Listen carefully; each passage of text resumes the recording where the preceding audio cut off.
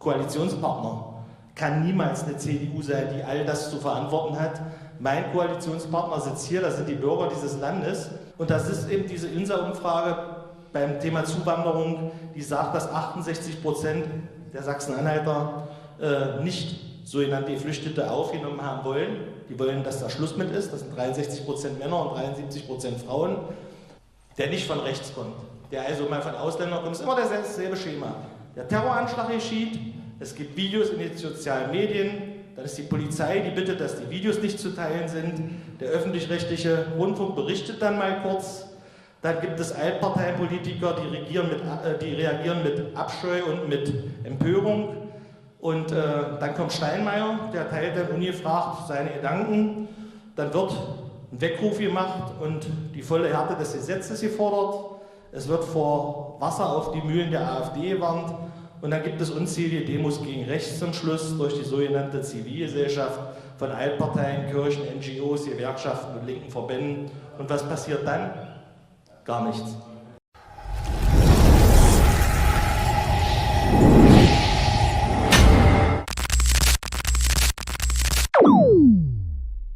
Hey Leute, seid ihr bereit, die brisanten Fakten zu erfahren, die viele im Dunkeln lassen? In diesem Video bringt Oliver Kirchner es auf den Punkt. Er hat recht, ich kenne keine Fachkraft, die mit dem Schlauchboot übers Mittelmeer gekommen ist. Er zeigt eindrucksvoll, wie die Migration und Wirtschaftspolitik unsere Gesellschaft beeinflusst und warum manche Entscheidungen weit entfernt von Interessen unserer Bürger liegen. Wenn ihr wissen wollt, was wirklich hinter diesen Schlagworten steckt und welche Perspektiven dabei im Spiel sind, dann bleibt dran. Eure Meinung ist gefragt. Schreibt mir eure Gedanken in die Kommentare und diskutiert mit. Wenn euch das Video gefällt, vergesst nicht zu liken und unseren Kanal zu abonnieren. Gemeinsam bringen wir mehr Klarheit in die Debatte. Auf geht's! Dann darf ich mit großer Freude unseren Gastredner begrüßen, Oliver Kirchner. Vielen Dank, dass du von Sachsen-Anhalt den Weg zu uns geschafft hast. Ja, herzlichen Dank. Ich gehe mal rüber. Da hat man wirklich gesehen, wie wichtig es ist, auch Kommunalpolitik mit Herz zu machen. Begeistert, muss ich wirklich sagen. Ich bin ja selber auch Stadtrat und wenn ich sehe, was in Magdeburg so passiert, in der Landeshauptstadt in Sachsen-Anhalt, ist das eine Katastrophe. Also da ist für unsere älteren Menschen, die diese Stadt mit aufgebaut haben, ist die letzte Haltestelle barrierefrei im Jahr 2050. Da sind die ersten wieder kaputt. Da ist die letzte Haltestelle barrierefrei, dass die Leute ordentlich zum Arzt können, dass die Leute ordentlich einkaufen gehen können. Das sind die, die unser Land aufgebaut haben. Und da muss man sich eigentlich darum kümmern. Und deswegen gilt es eben auch, das Geld da einzusetzen, wo es hingehört. Für unsere Bürger, gerade für Rentner, aber auch für junge Familien. Ich habe da das familienpolitische Programm unserer Landtagsfraktion mal hingelegt. Wir haben uns da so ein bisschen am ungarischen Modell lang gehangelt, weil die das wirklich sehr gut machen und von 1,2 auf 1,6 bei der Kinderquote gekommen sind mit diesem Programm. Da muss man was machen. Ich muss sagen, als ich vorhin losgefahren bin hierher um 3:45 aus dem Landtag raus, habe ich gedacht, es ist heute Montag.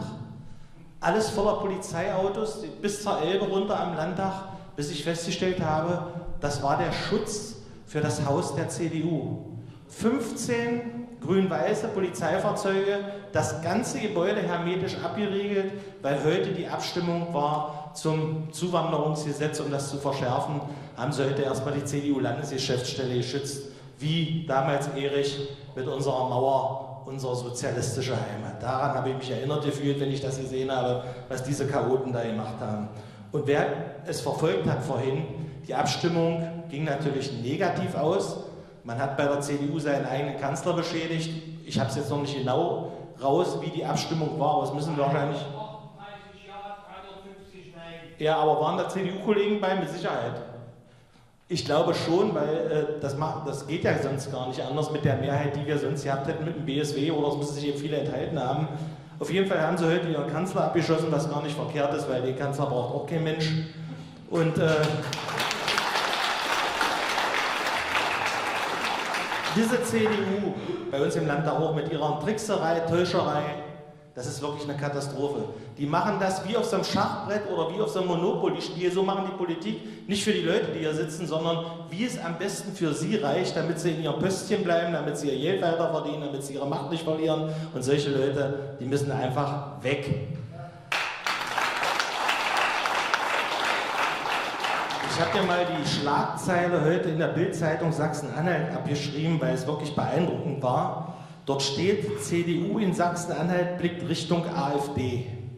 Friedrich Merz, Kurswechsel ist für uns ein Befreiungsschlag, so die CDU Sachsen-Anhalt. Wir werden künftig auch Vorschläge zu Themen machen, die uns wichtig sind und schauen dann nicht nach links und nicht nach rechts. Und da frage ich mich schon, waren die Themen, die sie bis jetzt gespielt haben, nicht wichtig? Das muss man sich mal die Frage stellen. So blöd sind die und geben das noch einer Zeitung weiter.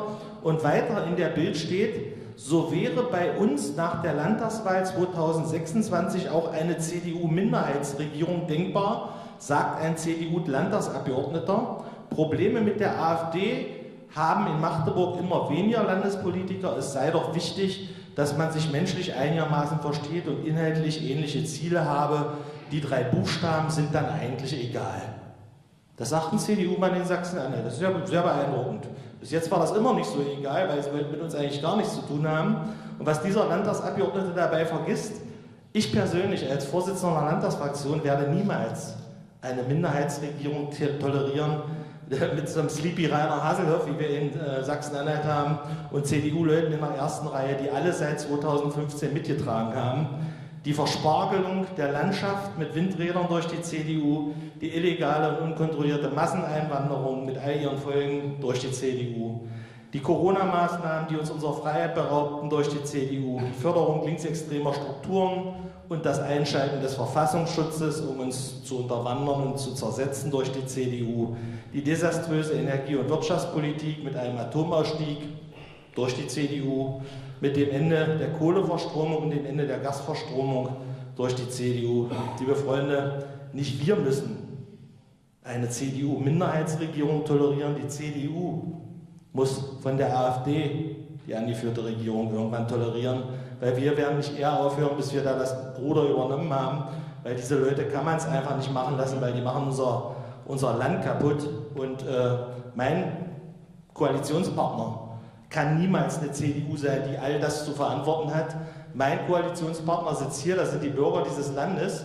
Und manchmal muss man ihn so lange machen,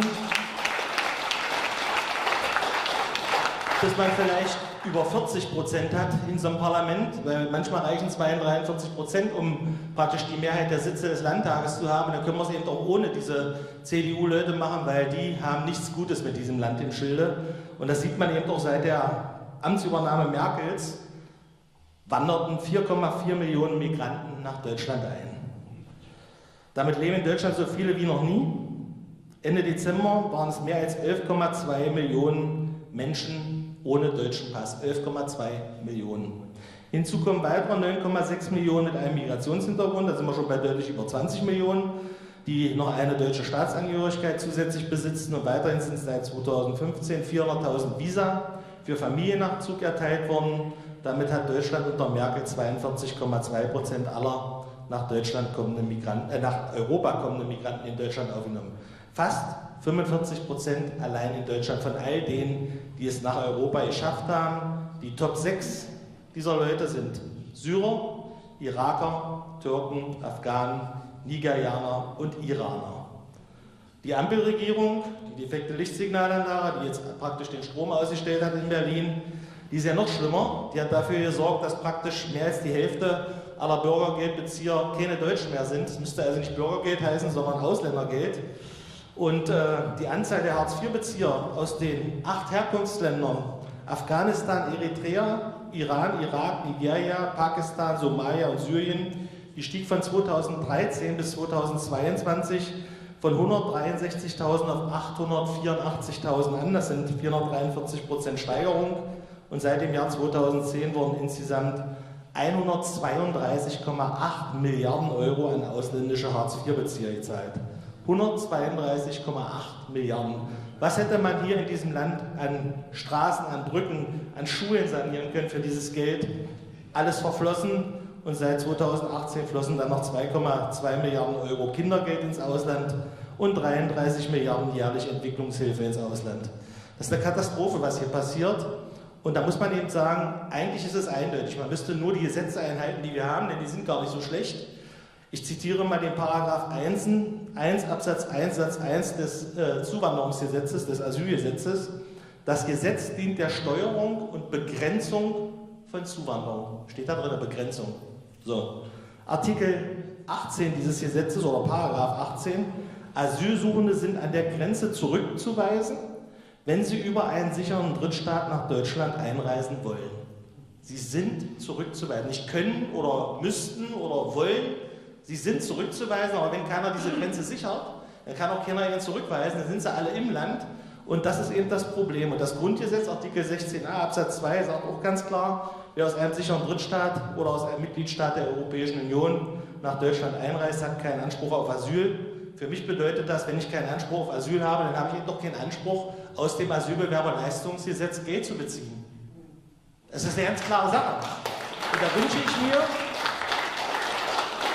wünsche ich mir eben Beamte, die sagen, passen Sie auf, wir machen das mal so wie vor 100 Jahren, wo wir noch preußisches Beamtentum hatten. Da wird einfach gesagt, Sie sind ja nicht berechtigt, Gelder zu erhalten.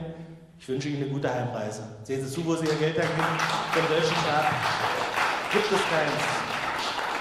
Und dann machen wir ja auch immer INSA-Umfragen von unserer Fraktion aus in Sachsen-Anhalt, um zu gucken, wie wir politisch unterwegs sind und ob die Leute das mittragen, was wir da so beantragen, oder wir eben das beantragen, was die Leute wollen. Und das ist eben diese INSA-Umfrage beim Thema Zuwanderung, die sagt, dass 68% der Sachsen-Anhalter nicht sogenannte Geflüchtete aufgenommen haben wollen. Die wollen, dass da Schluss mit ist. Das sind 63% Männer und 73% Frauen. 66% der Sachsen-Anhalter wollen eine Begrenzung der Zuwanderer. 68% befürworten die Wiedereinführung von Grenzkontrollen innerhalb der EU. Und 67% sind für eine sofortige Zurückweisung illegaler Einwanderer an der Grenze. Das sind alles ganz klare Zweidrittelmehrheiten und für die machen wir Politik und die wählen uns eben auch und für die machen wir auch weiter Politik, weil ich glaube, dass das genau der richtige Weg ist, auf die Bürger zu hören, was die wollen und nicht politische Absprachen mit irgendwelchen Partnern zu treffen, die nicht das wollen, was wir wollen. Und man muss sich das angucken. Ich meine, Magdeburg, jeder kennt diesen Anschlag, den es da gab. Es ist immer das gleiche Schema nach so einem Anschlag in Deutschland, der nicht von rechts kommt, der also mal von Ausländern kommt. Es ist immer dasselbe Schema.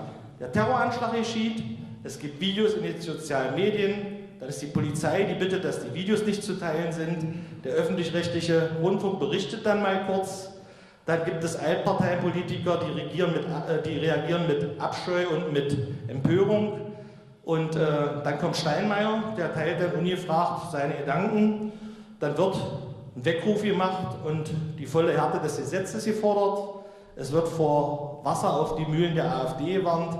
Und dann gibt es unzählige Demos gegen rechts zum Schluss durch die sogenannte Zivilgesellschaft von Altparteien, Kirchen, NGOs, Gewerkschaften und linken Verbänden. Und was passiert dann? Gar nichts. Es ist immer dasselbe Muster. Und wenn man sich mal vorstellt, und das ist eben das Schlimme, was wir in Deutschland auch haben, dass die Moral der Menschen eigentlich fast verschwunden ist. Weil wenn ich sehe, der Eritreer, der 2019 in Frankfurt am Hauptbahnhof einen 8-Jährigen vor den Zug stieß, der war schuldunfähig. Die Mutter muss jetzt alleine weiterleben, ohne ihren Jungen. Beide vor den Zug gestoßen, die Mutter hat es überlebt und der Junge nicht. Das ist doch nicht normal, das gab es vor 2015 nie, solche Sachen. Der Somalier, der in Oggersheim 2 Maler erstarb, schuldunfähig. Der somalische Psychiatrieinsasse aus Wiesloch, der beim Freigang eine Frau erstarb, schuldunfähig. Der Iraker, der auf der R101 eine Amokfahrt verübte, schuldunfähig. Der Attentäter von Würzburg, der 2021 3 Frauen erstach, schuldunfähig. Der Syrer, der in Wangen auf ein 4-jähriges Mädchen einstach, schuldunfähig. So könnte man ewig weitermachen. Wir sind doch hier nicht die Nervenklinik für die ganze Welt. Alle psychisch krank. Alle in Deutschland und wir müssen das mit unseren Geldern, die wir jetzt noch mehr bezahlen müssen für Krankenversicherung, mitbezahlen, dass diese Leute hier bei uns unter uns sind, arbeiten sich an unserer Aufnahmegesellschaft ab und kriegen dann noch die medizinische Hilfe. Das kann nicht normal sein und das ist in keinem Land der Welt normal. Und wenn ich jetzt sehe, dass der kleine Junge und der Mann, der jetzt erstochen wurde, es sind auch immer wieder Afghanen. Immer wieder Afghanen. Der Afghane, der in Berlin eine Frau die Kehle aufschnitt und sie zur Pflege machte, auch schuldunfähig. Der Afghane, der in Leipzig eine Frau auf offener Straße vergewaltigte, schuldunfähig. Der Afghane, der in Vorarlberg einen Mann tötete, schuldunfähig. Der Attentäter von Mannheim, der Michael Stürzenberger niederstach und danach den Polizisten Rufen Lauer mit Kopfstichen ermordete, der war auch Afghane. Der Afghane, wie gesagt, der den kleinen Jungen getötet hat und den Mann, das ist auch einer, der auffällig war und schon längst hätte abgeschoben werden müssen, der hätte gar nicht hier sein dürfen.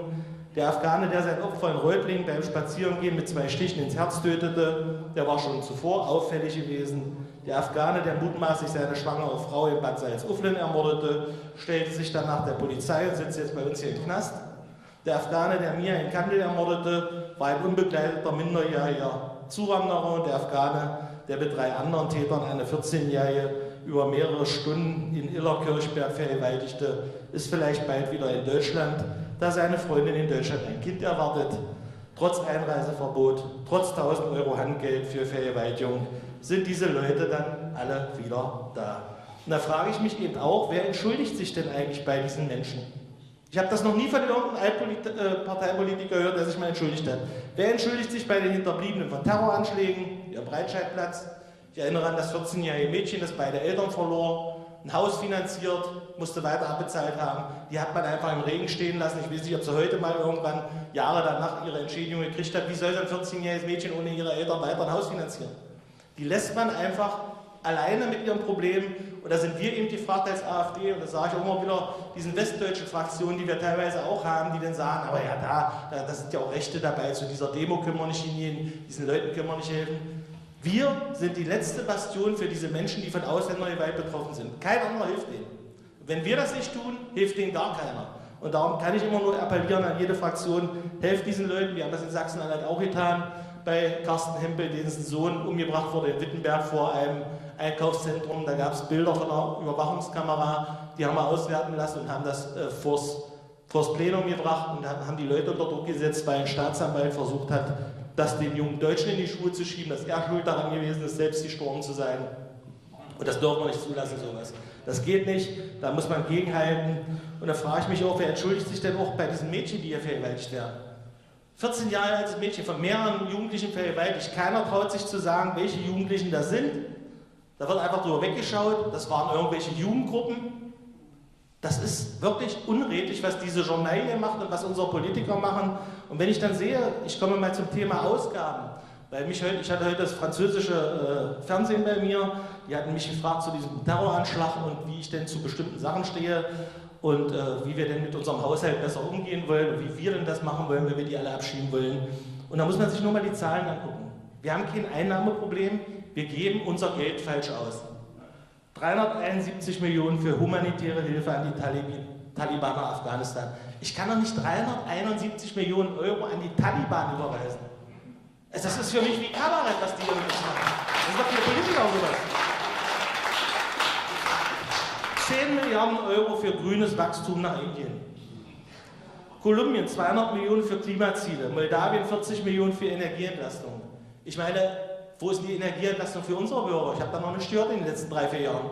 Stellen uns hier den Strom ab, machen den Strom teuer mit ihrem komischen Sonnenquatsch und ihrer Windenergie. Das ist doch alles Kasperle-Theater. Wollen das russische Gas nicht mehr haben und sagen, aber der Russe will uns kein Gas mehr liefern, sagen aber vorher, wir wollen es ja nicht haben und kaufen es dann über dritte Umwege, über Indien, die es nochmal teurer machen, ganz teuer zurück, damit wir es bloß nicht von Putin kaufen. Aber von den amerikanischen Präsidenten, die alle selber Kriegstreiber waren, da nehmen wir teures Gas, das hier mit Schiffen, mit Schwerlasttransporten über die großen Teiche geschippert wird, versauen uns das Klima, wenn man denn daran glaubt, das ist aber alles nicht so schlimm und kaufen teures Gas aus Amerika. Palästina 160 Millionen für humanitäre Hilfe, Nigeria 640 Millionen für Klimaprojekte, Pakistan 120 Millionen Euro für erneuerbare Energien in Pakistan. Da glaubt doch kein Mensch dran, dass die irgendwelche erneuerbare Energien bei sich im Land.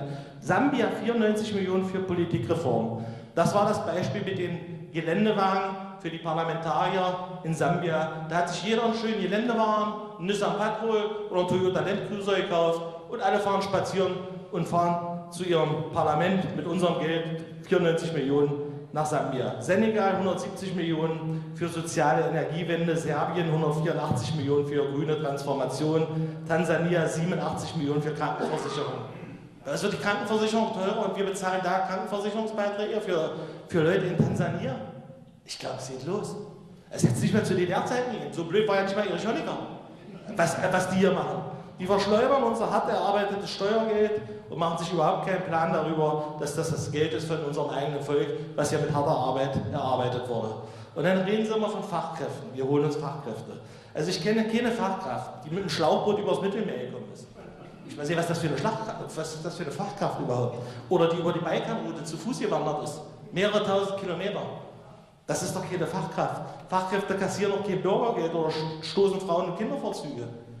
Fachkräfte verüben auch keine Terroranschläge oder stechen wahllos auf die Aufnahmegesellschaft ein.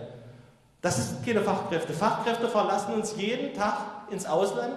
Hier in Sachsen-Anhalt, in Deutschland, gehen immer ins Ausland.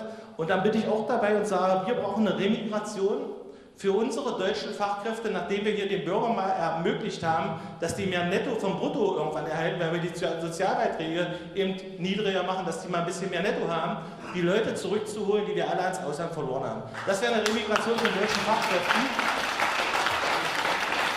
Und so muss man es eigentlich machen. Und jetzt komme ich mal zu Aussagen von Politikern, die nicht in der AfD sind. Wenn einer von der AfD gesagt hätte, wäre, glaube ich, bis Heiligabend wahrscheinlich Ausnahmezustand.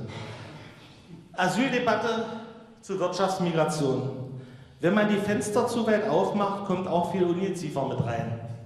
Peter Ramsauer von der CSU im Juli 23. Jetzt stelle ich mir vor, Björn Höcke hätte dieses Zitat gebracht. Ich glaube, wir hätten die eingesperrt am selben Tag noch. Dann kommt Straftäter mit doppelter Staatsbürgerschaft, muss man die doppelte Staatsbürgerschaft aberkennen können.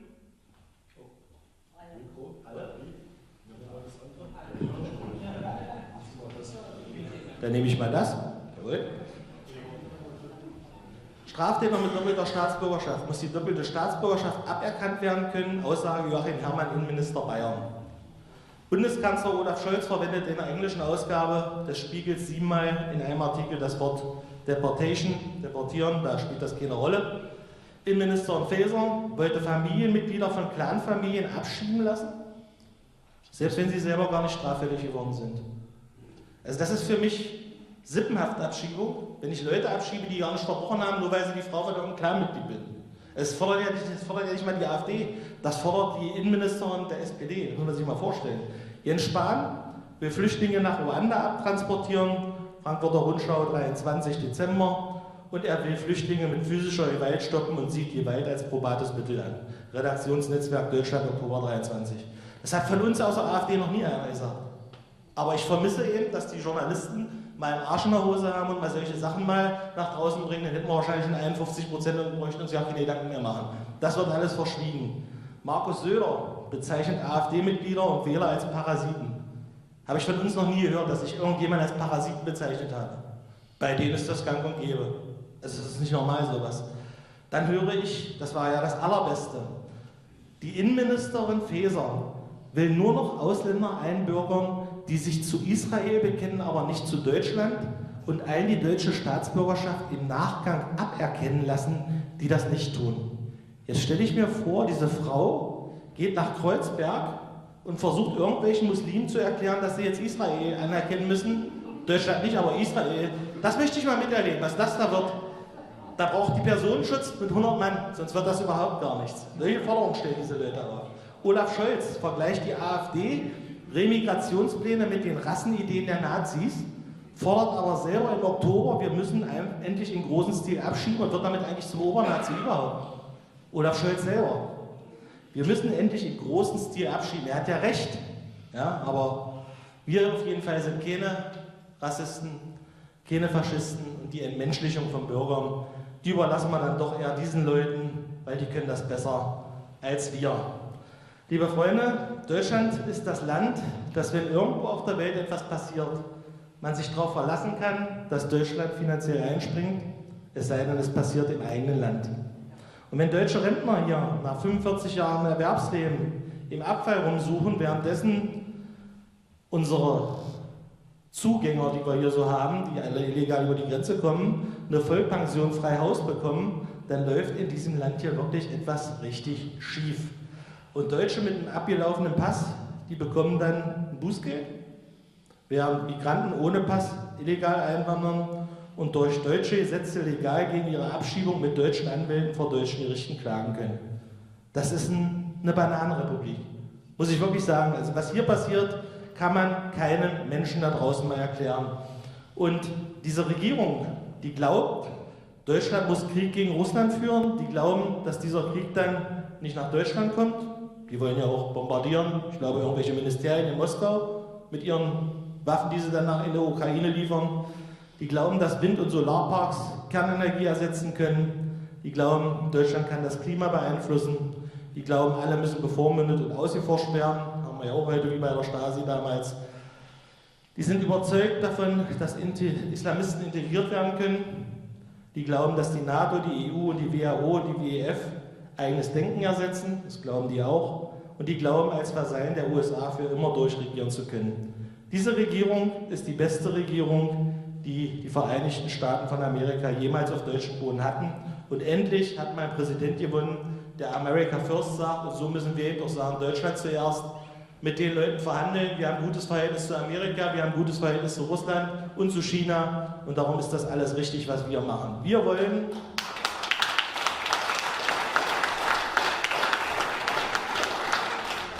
das 10-Punkte-Sofortprogramm einer AfD-geführten Bundesregierung durchsetzen. Wir werden dieses Land aus der Rezession holen.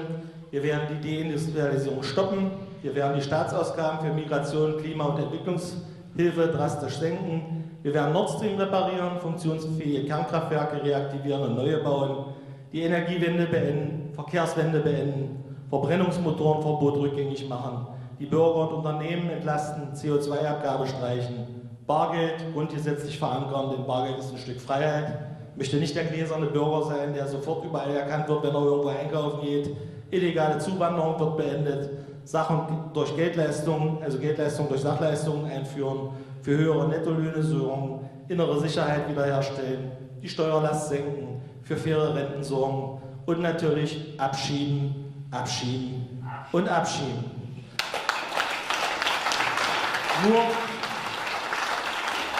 Nur so kann es etwas werden und ich muss auch eins sagen, ich bin ja eigentlich ein Fan der Gendersprache, weil man anhand der Gendersprache sofort erkennt, wer nicht alle Knöpfe am Jackett hat und sich einen vernünftigen Gesprächspartner suchen kann, da weiß man gleich, wie man aussortieren muss. Und kein Mensch in diesem Land hat das Recht, also in dieses Land einzuwandern und sich das Leben von den Bewohnern dieses Landes finanzieren zu lassen. Und wenn ich mir manchmal so die Generation anschaue, die jetzt um die 20 sind und auf der linken Seite immer gegen uns demonstrieren, dann muss ich mal das Beispiel bringen. Vor 50 Jahren stand in der Automobilbedienungsanleitung, wie man eigenständig als Mensch das Ventilspiel seines eigenen Autos einstellen kann. Und heute steht in dieser Bedienungsanleitung, dass man nicht mehr aus der Batterie trinken sollte. Sollte man mal drüber nachdenken, wie weit die neuen Generationen heute sind. Es hatte dann wohl doch eher einen tieferen Sinn, dass wir Ossis vor 1989 beim Kauf von Bier die grünen Flaschen einfach aussortiert haben. Das war ja nun mal so, das sollte man mit den grünen Flaschen, die wir im Parlament haben, auch machen. Und wenn so ein Rentner die Früchte seiner Arbeit im Abfall sucht, dann ist es Zeit, dass wir hier mal irgendwann übernehmen. Und ich glaube, das ist auch bald soweit, weil wir leben ja mittlerweile in einer offenen Psychiatrie, die schweren Fälle sitzen auf der Regierungsbank und der Nachwuchs klebt auf der Straße. Ich nehme noch mal ganz kurz und frage mal in die Runde, wer ist hier vom Verfassungsschutz? Kurz melden.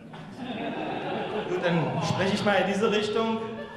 Ich gebe mal ein paar Beispiele, warum wir vom Verfassungsschutz beobachtet werden. Also meine Person zum Beispiel oder unser Landesvorsitzender Martin Reichert. Beispiel 1. In einem Tweet vom 26.12.2020 verunglimpft Martin Reichert, unser Landesvorsitzender, die anderen Parteien als undemokratisch, menschenfeindlich und verlogen. Und er schmäht den Bundespräsidenten als billigen Grüß Gott August. Ich meine, besser hätte man es nicht, das hätte ich nicht besser hingekriegt, als er das zusammengefasst hat. Das reicht aus, um vom Verfassungsschutz beobachtet zu werden. Bei mir ist es so, Beispiel 2, anlässlich von Demonstrationen gegen die Corona-Eindämmungsmaßnahmen stellt der AfD-Landtagsabgeordnete Kirchner am 3.8.2020 auf Facebook die Lage der Bundesrepublik derjenigen in der DDR gleich. Irgendwie liegt 1989 in der Luft, ich kann es förmlich riechen. Das reicht, um vom Verfassungsschutz beobachtet zu werden. Beispiel 3, in der Ausgabe 36 seines YouTube-Formats So nicht, unterstellte Till Schneider in verschwörungstheoretischer Manier der Regierung gegen die Interessen des eigenen Volkes gerichtete schlechte Absichten. Was, wenn nicht das? Also, was, wenn nicht das? Besser hätte man es nicht zusammenfassen können. Und darum sage ich immer, diese Leute da vom Verfassungsschutz, die können machen, was sie wollen, das interessiert mich ja nicht. Ich war zu DDR-Zeiten, das steht in meiner Akte von der Stasi, ich habe mir die ja mal mit so einem Korb abgeholt, weil es auch ein paar Akten mehr. Und das betrifft eigentlich nur einen Zeitraum von 2014, wo ich 14 Jahre alt war, bis ich so ungefähr 16, 17 Jahre alt war. Und auf diesem Deckblatt dieser Stasi-Akte steht, Oliver Kirchner ist ein negativ dekadenter Jugendlicher mit dem Hang zur Gewalt neigend. Das steht als erstes in meiner Einschätzung, weil ich Judo gemacht habe, von der Straße runter war, mich sportlich betätigt habe, war ich plötzlich ein Gewaltmensch und eben negativ dekadenter Jugendlicher, weil ich mir damals von diesen Kasperköpfen schon nichts habe erzählen lassen. Und in diesem Sinne komme ich zum Ende, liebe Freunde. Zensur heißt heute Faktencheck, der Nachdenkliche heißt heute Verschwörungstheoretiker, standhaft heißt jetzt umstritten und Vandalismus heißt jetzt Party. Diebstahl heißt jetzt Rettungspaket und der Lobbyist heißt jetzt Experte. Tyrannei heißt jetzt Maßnahmen und Feigheit ist jetzt Solidarität. Der Demokrat heißt jetzt Nazi und die aktuelle Kamera heißt jetzt Tagesschau. Das ZDF heißt jetzt Zensur, Diffamierung und Fake News. SPD heißt jetzt Scharia-Partei Deutschlands. Die FDP fadenscheinige, desaströse Politik und die CDU heißt jetzt Chaos durch Unvermögen. In diesem Sinne, bleibt aufrecht, lasst euch nicht verbiegen, wählt die Richtigen und lasst uns gemeinsam dieses Land verändern. Gott schütze unsere Heimat, Gott schütze unser Volk. Lang lebe Deutschland, vielen Dank.